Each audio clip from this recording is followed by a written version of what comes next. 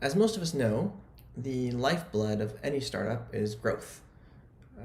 Given the fact that startups are inherently small companies, that's really all they exist to do is grow.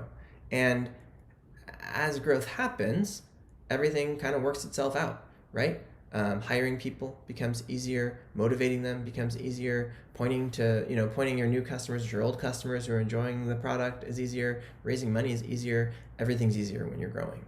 And companies frequently will think, if only I had more money, I could spend it on growth, and then I would be able to solve all these problems. And the thing is that that's actually not exactly how it should work. Certainly it takes some money to get growing, but once you've gotten the machine in a place where you have some growth should actually be built in, right? You should have customers that are themselves giving you a little more money every month. You should have a sales team that has a certain growth rate that it can grow every month. You should have a product that has a certain word of mouth behind it, or customer satisfaction where it's kind of inherently growing every month, because you're a startup. So what you do is grow. And so you should have built that into the system.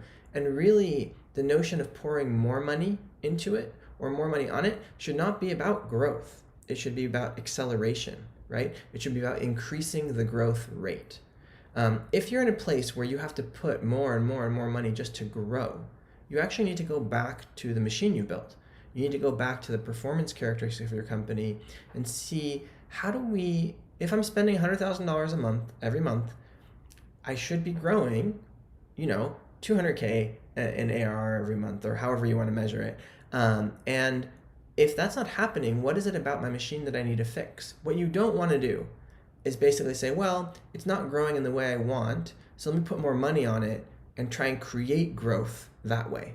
Because you're not optimizing the machine. It's sort of like if you have a car that is, you're getting 5 miles a gallon because the engine isn't great. You don't want to put more gas in it. You actually want to fix the engine to get it to perform in the way you want.